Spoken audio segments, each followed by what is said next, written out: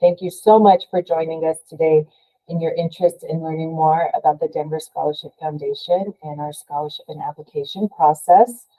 Our agenda for the day, for the time that we're together, have a lot of information to cover, and here are the highlights. I'll introduce myself as well as my colleagues. We have a few exciting scholarship policy updates to announce, and we are excited to share those with you, along with a timeline of our scholarship and highlighting eligibility information, who's eligible to apply, and then the requirements after applying. So students submit their application, and then there are a few things that need to happen after that for students to actually receive payments. And of course, we'll have plenty of time for questions and cover a few upcoming events. Speaking of questions, feel free to ask any questions throughout the presentation. In the bottom right-hand corner of your screen, you'll find the Q&A feature with the triangle, square, and circle. So you could use the Q&A there versus the chat, so we can make sure that we get everyone's questions answered. Before we move any further, my name is Renee Ballou, and I am the Senior Program Director at the Denver Scholarship Foundation. So I get to work alongside our folks in the College Access Program, which serves students in 9th through 12th grade in DPS. Also get to work closely with our scholarship program and our College Success Program. So many folks don't know that once students receive our scholarship, we provide support and work collaboratively with our colleges to provide supports once they're enrolled in their post-secondary institution to see them through completion of a technical 2-year or 4-year institution. So really our primary goal as an organization is to see and support students through post-secondary completion. And that work starts, as we all know, while students are in high school. I'm joined today by my colleague, Natasha Garfield, our Director of Scholarships. So she's our expert in our scholarship program, administering our scholarship program, as well as supporting our team with maintaining their expert knowledge in financial aid. And also with us is our colleague, Cindy De La Torre, who supports us with various events and also supports our work with financial aid. So thank you for being with us today. We're going to start with the main thing that has changed for those of you who are more familiar with our scholarship program and have worked with us and partnered with us for several years.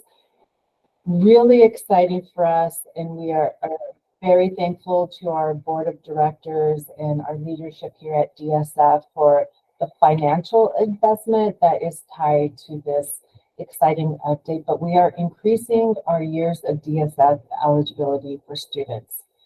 So you'll see on the table, the blue table there on the right, that's what our policy used to be. So it was up to 4 years of eligibility for students. And the quick summary of that, and we'll dig into this a little bit more, is that students are eligible for our scholarship up to 5 years. So very, very excited about that. And this change applies to current and future students. So our students that are currently enrolled in college will be able to be eligible up to 5 years, and for our future cohorts. So students enrolled in a BAS program at a community college will up to have 5 years of eligibility. So you'll see that on the tables it says 3 years of eligibility at a community college. But if students are enrolled in a BAS program, they are eligible for up to 5 years at the community college. So again, this is good for students. We're excited that we're able to do this. We know that and the data shows that most students are completing in their 5th or 6th year of college. And so to be able to now provide financial support for students in that 5th year is something that we are very proud of and excited to be able to do for students. Next slide, please. And again, throughout the presentation, if you have any questions, feel free to drop them in the Q&A box on the bottom right-hand corner with the triangle, square, and circle. So digging into the updated policy language a bit more. So again, previously, students' DSF scholarship years of eligibility began when they first met the requirements to become a DSF finalist, or when they were assigned a DSF to a DSF cohort. And then they were eligible for up to 1 year at a technical college, 2 years at a community college, and 4 years at a 4-year college or university. And now students are eligible for up to 2 years at a technical college, 3 years at a community college, and 5 years at a 4-year college or university.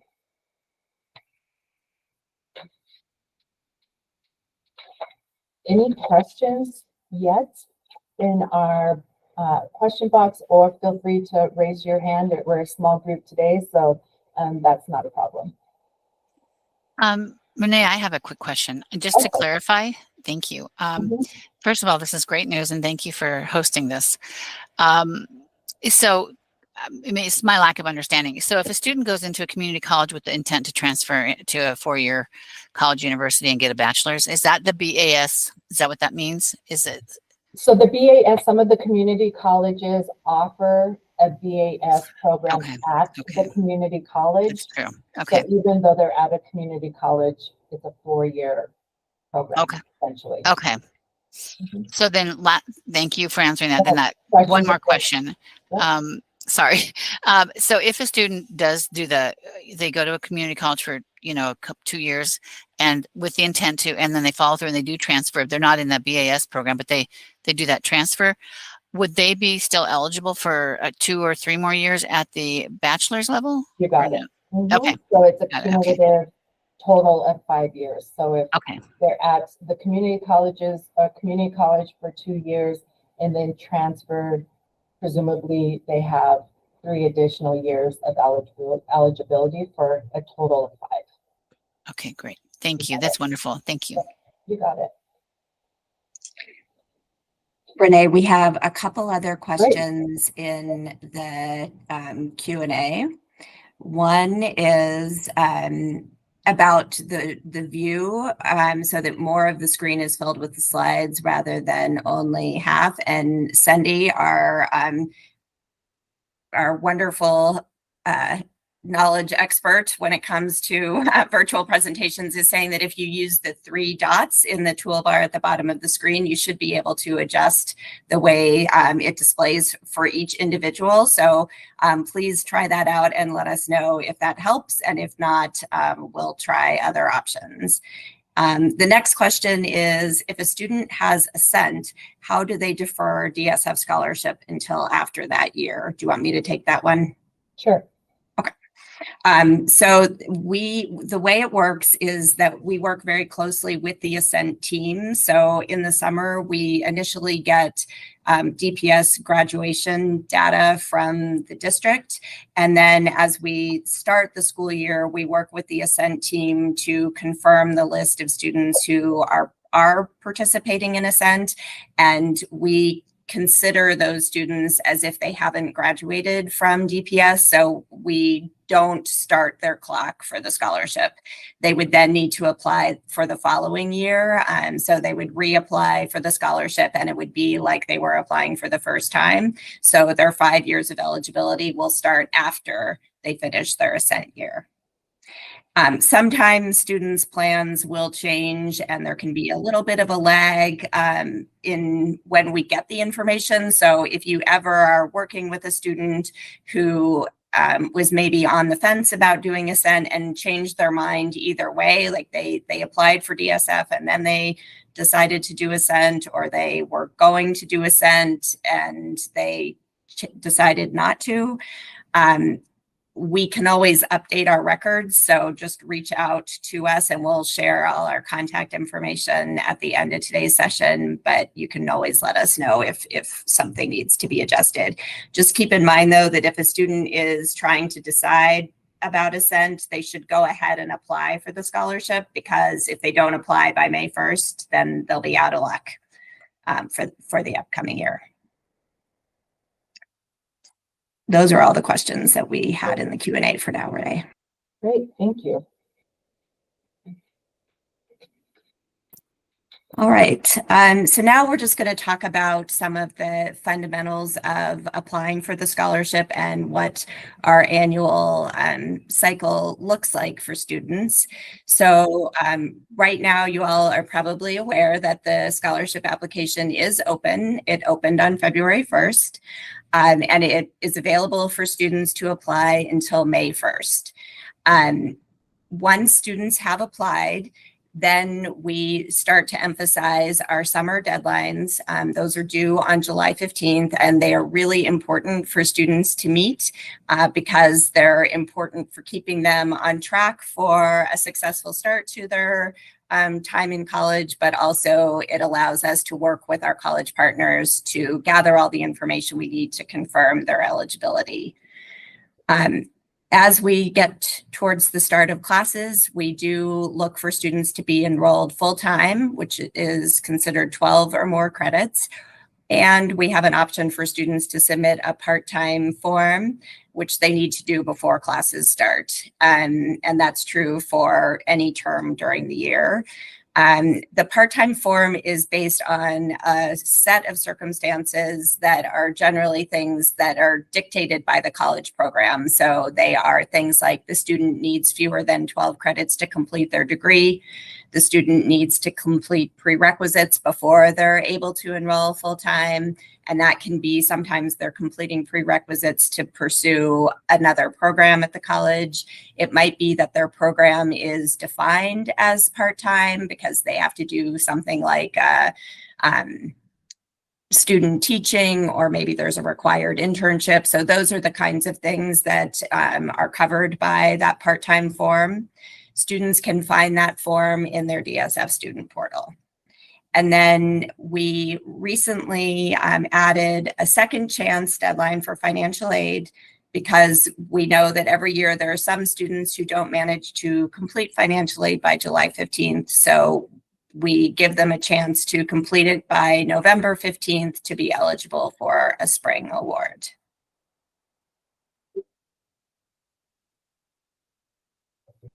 So when students are initially applying for DSF, we are looking at several requirements for eligibility that they need to meet. The first one is that they've been enrolled in DPS for any high school time that they've been in Colorado, and that they graduate with a diploma. So we used to require that students were in DPS for all of their years of high school. And many of you probably know that last year we were able to change that requirement so that if students have come into the state or the country during high school, they can still qualify for the scholarship. However, it's important to remember that if they've spent any time in a different Colorado district, they will not be eligible. We also look for students to earn a minimum high school GPA. Our baseline is a 2.0 cumulative GPA. And then we have more specific requirements that are based on the type of college the student is attending. So at a technical college, students need to have a 2.0 cumulative GPA or higher, 2.5 or higher for a community college, and 2.75 or higher for a four-year college or university. And we'll talk in more detail about that requirement in just a little bit. We are also looking for students to demonstrate financial need. Here we look at their final student aid index, what we used to call EFC. Right now, that number has not changed from last year. It's possible that Congress could adjust it, but that seems unlikely at the current time. So that limit is 2.5 times the maximum SAI to qualify for a Pell Grant. And as the slide says, it's staying at the same level as 23-24. And then the final piece of initial eligibility is that the student does need to complete their college's process to be classified for in-state tuition and state aid. That in most instances, that means that the student has been in Colorado for at least a year before starting college, but there are a lot of nuances there. So it's best for students to check with their college. And then students do need to be attending one of DSF's college partners in Colorado to be eligible for the scholarship.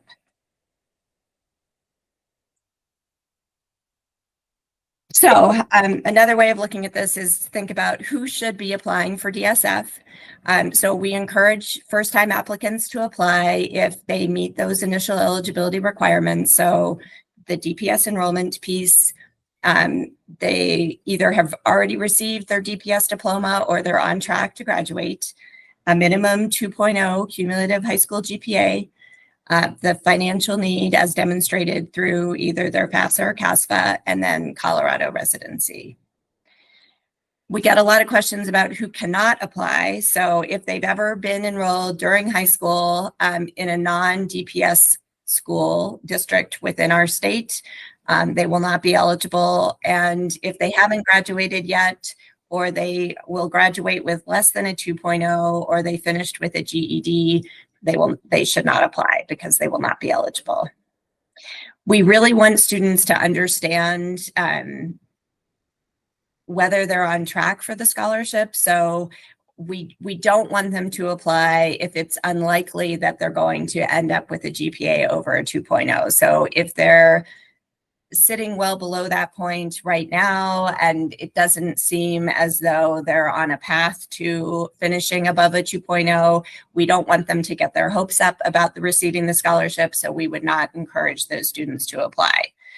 Similarly, if I know this is complicated because of the current FAFSA situation, but if you're working with a student and you know that their family has significant means and they are unlikely to have a qualifying SAI, either they've completed the CASFA or they miraculously managed to have a FAFSA SAI calculated and it's well above that threshold, I would not encourage them to apply. If you know that they're not going to meet the requirements for Colorado residency, or if they've already decided that they're definitely going out of state, they've already made a plan to attend an out-of-state college, then that it does not probably make sense for them to apply.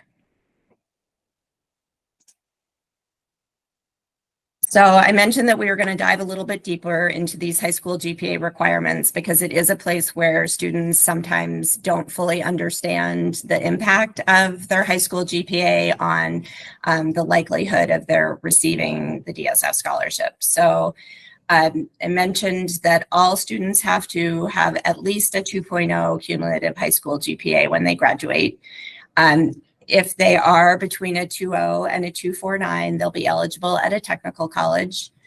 If their GPA is between a 2.5 and a 2.749, then they'd be eligible at a technical or community college. And if their final GPA is above a 2.75, then they're eligible at any of the college types. So you're probably wondering, well, my student has been admitted to a four-year university and that's where they're planning to go, but they don't have that 2.75 GPA. Do they have any options?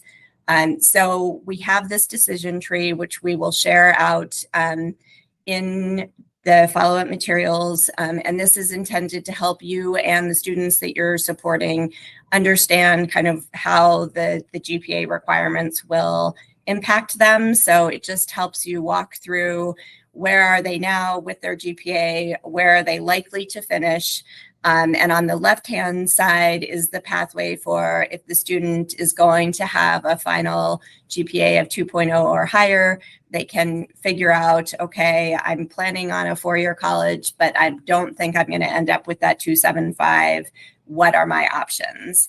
And the option there is that students can submit a GPA appeal This is something that they'll submit once they have successfully completed 12 or more college credits, and have a 2.0 or higher college GPA. So let's talk a little bit more about what that looks like. So students can submit that appeal once they've met the requirements. It is on a rolling basis. So as soon as they have those 12 college credits and the 2.0 college GPA, they are eligible to submit the form. They do need to also be meeting their college's SAP, or Satisfactory Academic Progress, requirement. So if they apply for DSF as they're finishing up 12th grade and they're not ready to submit the GPA appeal before their first semester, they can start college. They won't receive the scholarship in their first semester, but once they have those 12 credits, hopefully by the end of their first semester, they can then submit the GPA appeal and be on track for spring. They'll find the GPA appeal form in their DSF student portal in the Forms tab. They'll fill out the appeal form. It's very short, and submit it with their college transcript. We do ask them to try to submit it as soon as they can, because we want them to receive the scholarship as soon as they're eligible. And we do ask for at least 30 days before the end of the term, just so we have time to get the award processed for that term. And as I mentioned, this is on a rolling basis. They can submit the GPA appeal for any term. It doesn't have a due date. We just want them to make sure that they're meeting the requirements before they submit it. And then I did want to note that we have an alternative to the GPA appeal for students who may not be meeting the minimum for their college type. And that is that if they first complete a technical or community college program, then they will be eligible for the DSF scholarship at any college, regardless of what their high school GPA was. So once they are showing us that they can be successful in college by completing a technical or community college degree, then we no longer look at what their high school GPA was, as long as it's above a 2.0. So we've had some students who have done a short technical college program, like a phlebotomy program or a CNA program in the summer between 12th grade and college. And then they've been able to use that in place of a GPA appeal so that they're eligible at a 4-year college without having that 2.75 high school GPA. And that is all for me for now. Renee, I will turn it over to you. Any questions on the GPA information Natasha just went over? That could be confusing even for us sometimes. So no problem. If you have questions, we could just pause for a second if you're still processing it before we move on.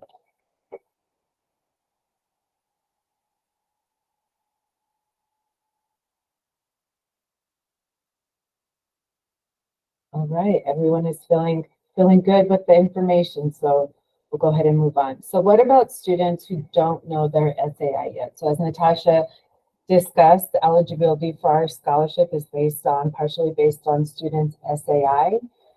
And we know that this year, students are having a really difficult time completing the FAFSA and getting that SAI. So there's no rush to apply for DSF now.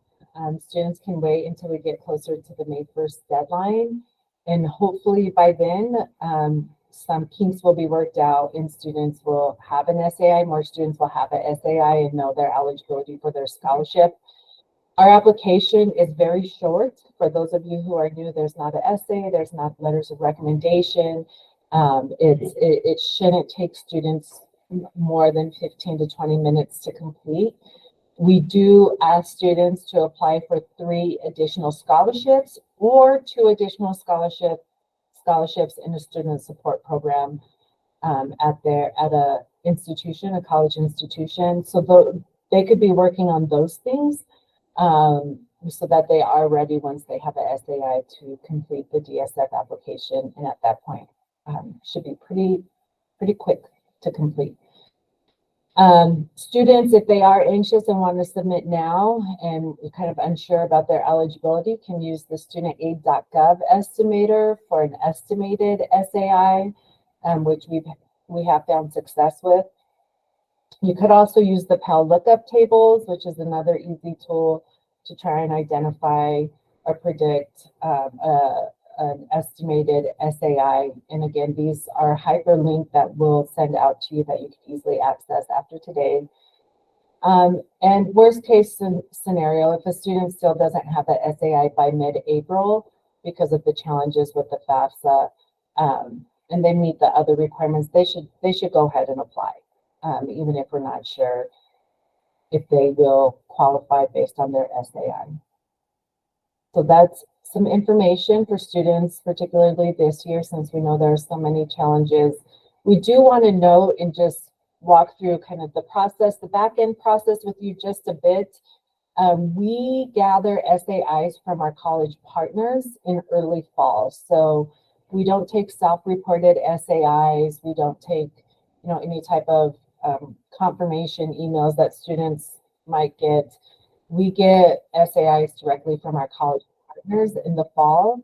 And given this timing, we're not able to inform students before then if they're ineligible because their SAI is above that threshold. So it's a little bit of the waiting game in terms of letting students know if they are ineligible because of their SAI. But again, if you're able to use some of these other tools to estimate an SAI, we feel like students should be in pretty good shape.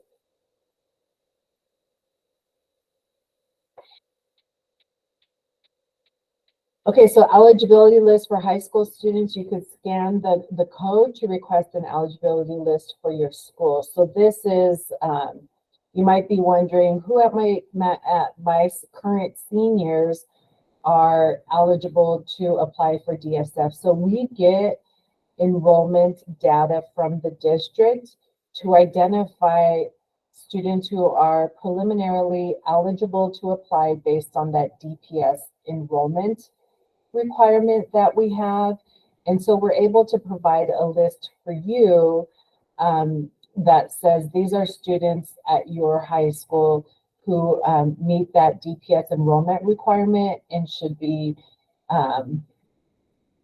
maybe eligible to apply, and you may want to prioritize outreach to them based on their DPS enrollment eligibility. So if you request that information, we're happy to provide it, and we have the UR code here that you can scan to request your list of eligible students. From there, we are able to provide periodic updates to let you know which of your students have actually applied, and for you to use as a tool to provide additional outreach to students. So we're happy to do that for you if you request it, and the sooner you request it, the sooner we're able to get that information to you.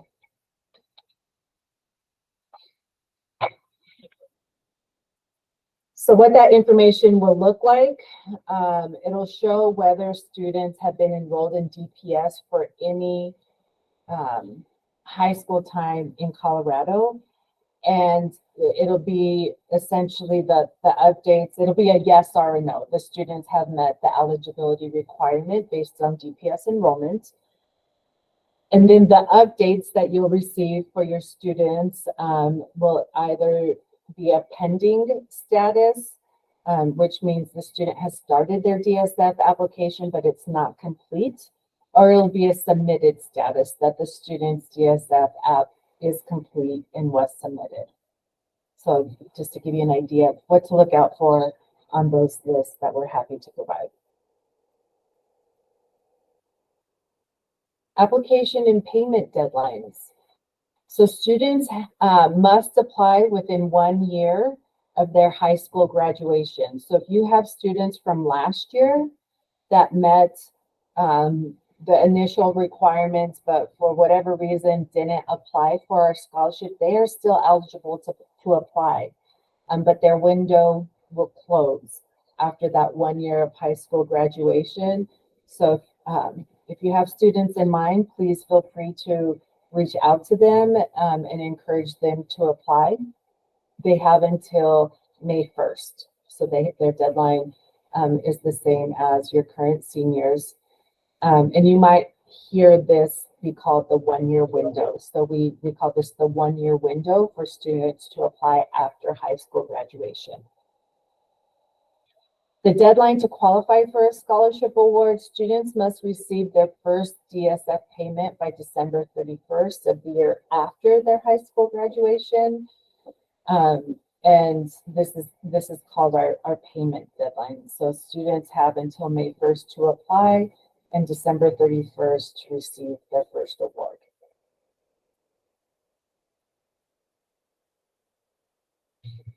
Years of eligibility, we touched on this earlier, but want to reinforce, since it's a change to our policies, students have up to 5 years at a college or university, 3 years at a community college, and then 2 years at a technical college.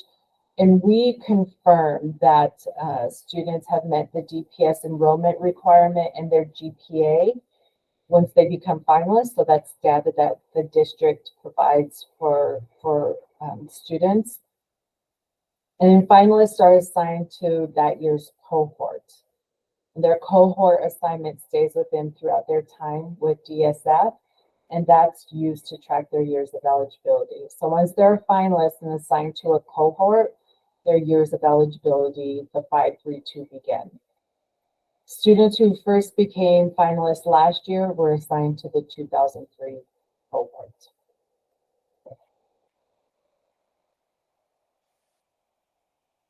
All right. So we're going to continue on. I did want to pause because there was a question in the Q&A about the GPA appeals, and that was about concurrent enrollment credits. We do use concurrent enrollment credits as part of the 12 college credits that students need for the GPA appeal. So if a student has done some concurrent enrollment and they've gotten and that's on their transcript, they can include that. They can combine it with credits that they earn at the college once they've started post-secondary. And if that is their situation where they're combining credits from more than one institution, then what we'll do is calculate the GPA based on the different institutions that have given them credits to figure out whether they are above that 2.0 college cumulative GPA. So yes, we sometimes get questions about whether we will use AP or CLEP or IB credits. And unfortunately, we do not have the ability to do that at this time. So it's just concurrent enrollment that can be added to any college credits for purposes of the GPA appeal. So we get questions a lot, especially from students, about whether they can pause their years of eligibility once they have been assigned to a DSF cohort. And the answer to that question is no, we don't pause their years of eligibility. And the reason for that is that we want students to stay on track to complete their degree. So we want to provide them with all the support to be successful and to persist with their degree during those years of eligibility. So even if they are ineligible for a year or a term because they missed a deadline, they forget to renew their scholarship, they decide that they're going to take a semester or a year off, or they stop out for a period of time, that eligibility clock is going to continue to run. So it's just important for students to understand that as they're making their plans. There's one important exception to that, and it is if students are completing prerequisites so that they can then apply to a competitive program either at their college or at a different college, and the program requires that they pause their studies either to wait for an admissions decision or before that program starts, then they can submit an appeal to us to extend their eligibility so that they don't lose time while they're waiting, because that's a factor that's beyond their control, and it's the way some of those programs are designed. So we don't want them to lose out on their scholarship due to that waiting period. Just a reminder, if you do have any questions, please feel free to put those in the Q&A or to raise your hand if you'd like to just ask your question verbally. So students always want to know, how much is this scholarship going to give me? And clearly that's very important as they're trying to figure out how they're going to pay for the cost of college. So here we have the scholarship award amounts. These are for the year, so they will be divided by the number of terms at the student's college, either 2 or 3, depending on whether the college uses semesters or quarters. So at our 4-year colleges and universities, students are eligible for $3,600 a year, and at community and technical colleges, they are eligible for $1,700 a year. Those amounts are based on full-time enrollment. So if the student does have a part-time enrollment form approved, or if they're in a certificate program, which allows for part-time enrollment, then their award will be prorated based on the number of credits that they're enrolled in. And they do need to qualify each term for their scholarship. So if they meet all the requirements and they're enrolled full-time for fall, they'll receive their fall award. They do need to continue to meet their requirements and enroll full-time for spring in order to then receive their next award of $1,800 if they're at a 4-year. We have some ongoing requirements that students do need to be meeting each term that they are hoping to receive the scholarship. So the first one we've already talked a lot about, that is full-time enrollment. In terms of when they need to be enrolled full-time, we do ask colleges to report that based on their census date, which is the last day to add or drop classes. So we know that sometimes at the beginning of each term, students may be juggling being on wait lists and trying to figure out their final schedule. So they just need to have that worked out by their college's census date. They also need to be meeting satisfactory academic progress, or SAP, each term. If they are on a SAP suspension at their college and they submit a SAP appeal that the college approves, they can ask us to get updated information. And once we confirm that that SAP appeal is approved, they can be back on track for their award in that semester or quarter. They also need to complete student success requirements, which we call SSRs, at their college each term. At a minimum, this is checking in with their campus advisor or campus contact every term just to make sure that they're feeling connected on campus. They know how to use the support resources that they might need, whether that's tutoring or mental health support, intended just to help them know who is their contact on their campus and make sure that they have the support they need to be successful. And just a reminder here, even though we evaluate enrollment based on the census date, students who are asking for part-time approval need to submit that form by the start of classes.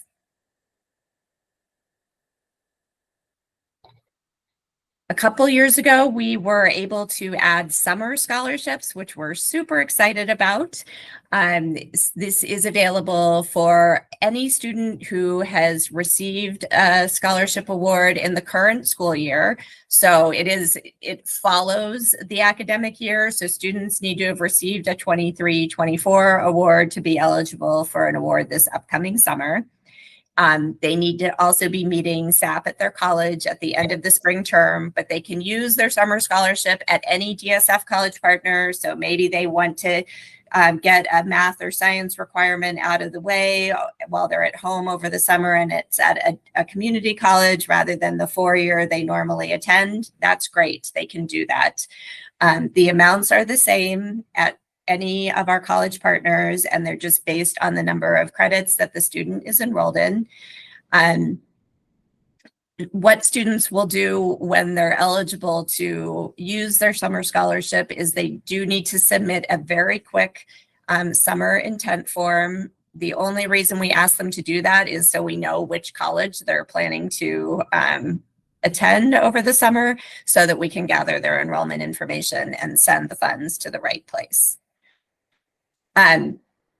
We often get the question of whether a 12th grader who's applied for DSF but hasn't yet started college and hasn't started to receive the scholarship can qualify for summer in between 12th grade and their first year of college. And unfortunately, the answer is no, because they do need to have already received at least one scholarship award to qualify. All right, I'm going to pause there in case that, anyone has any questions about those last few topics. Otherwise, we're just going to take a quick look at what the student portal looks like when students are looking to apply for the scholarship. Okay, I'm not seeing any questions, but please feel free to add them or raise your hand at any time. So students can apply either by going to the DSF website, which is denverscholarship.org, or they can go directly to the DSF student portal. The URL is there on your screen. And if they've created an account before, maybe they thought they were going to graduate last year, but they ended up not finishing, and so they're still at your high school now. They can log in with an existing account by clicking on that login tab. If they've forgotten their password, they can use the forgot password link there to set up a new one. And then if it's their first time using the student portal, they will click on the tab on the right to create an account. What they need to create their account is their DPS ID, their lunch number, their birth date, either a personal or college email so that they can receive the account verification message. We want to strongly encourage them not to use their DPS or other high school email because that's going to get deactivated when they graduate, and then they won't be able to receive our messages.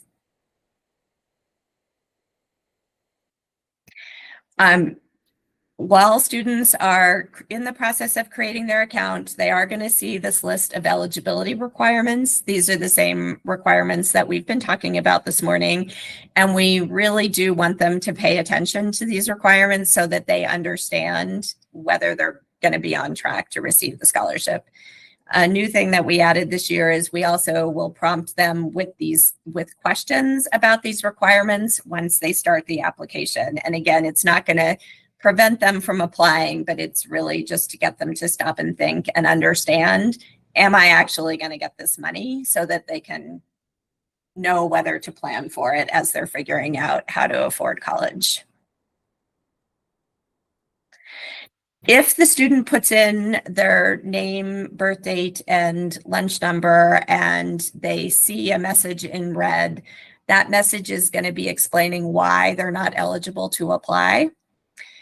So it could be that they're not eligible because they didn't meet the DPS enrollment requirement.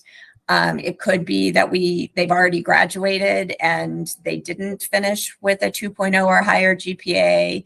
It could be that they're applying outside of that 1-year window after their graduation. So they should read that message, and then it does include instructions about how to contact the scholarship team if they think the information we have is wrong.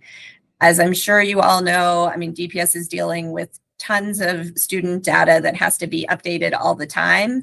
And so sometimes we receive data and then it is changed or updated. And so it can be not inaccurate or out of date. And we really appreciate you all working with us to make sure that we get that straightened out so that students can apply.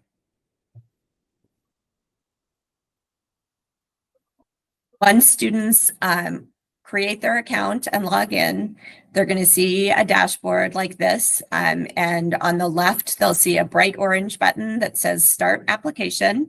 If they've started but didn't submit yet, it'll say Continue Application if they're eligible to apply.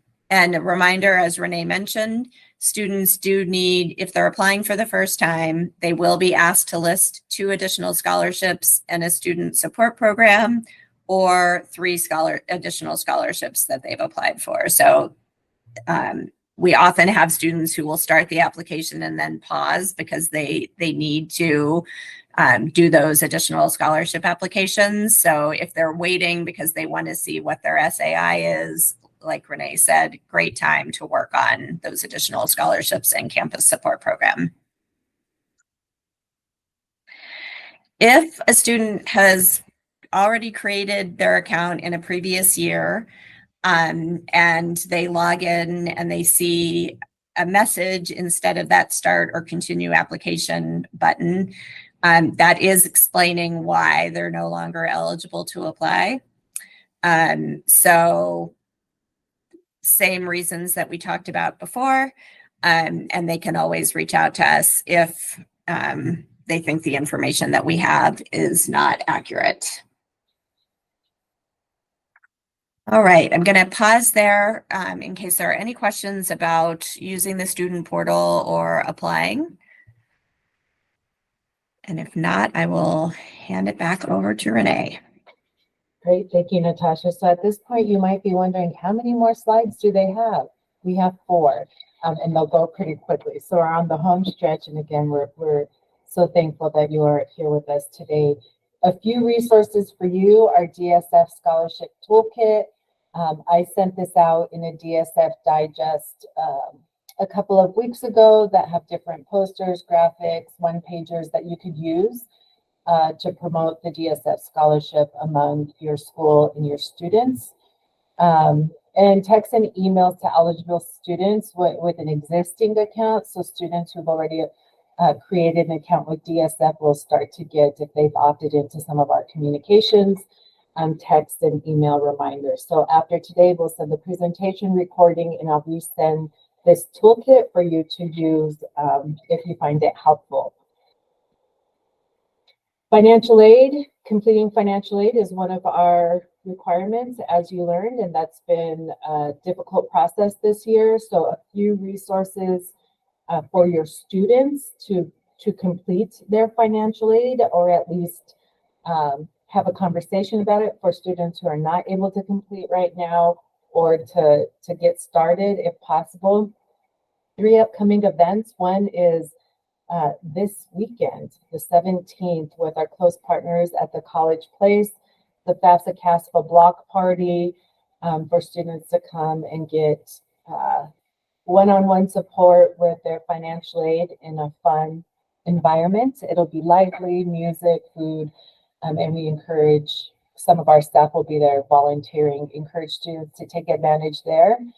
And then we are hosting 2 workshops, one on March 9th, one on March 11th. Again, these are staffed by our DSF team for students and families to get one-on-one support with the FAFSA or CASPA. So if you're wondering, where you could send your students to get expert help with submitting the CASPA or FAFSA, please direct them to these events, and they will be in good hands. So you could use the QR codes here to sign up, or have your students sign up.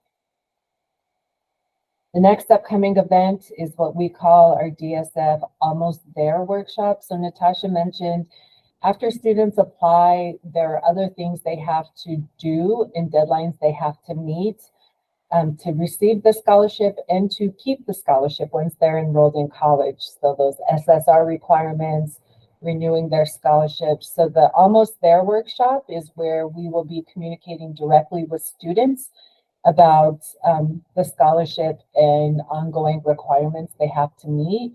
This is going to be virtual, and I will send information to you with the links. Different schools do it differently. Some schools host watch parties, so they'll gather all of their DSF applicants and project it in a classroom or an auditorium or a lunchroom at the school, and kind of make it a celebratory event for students having applied for the scholarship. Any questions that you might have, you all should have my direct contact information from the digest that I send out, but very specific questions about our scholarship, our application can go to our scholarship team, which includes Natasha here with us today and her team with Ben and Brianna. Again, any questions that you have for me, I could be helpful as well. And if students have questions, we encourage them to contact the scholarship team through the student portal. And that information is all there as well.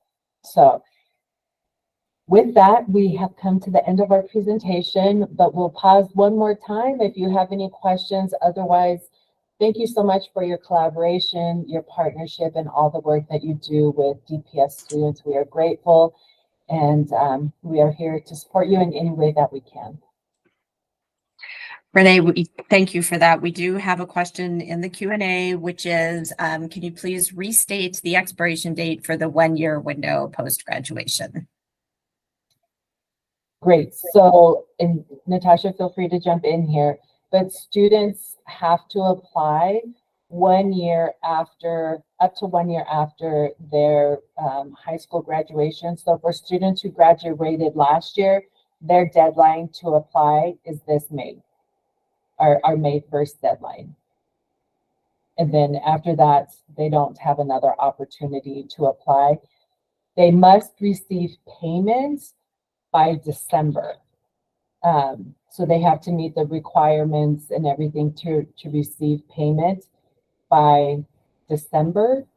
But yeah, it's really the May 1st deadline to apply.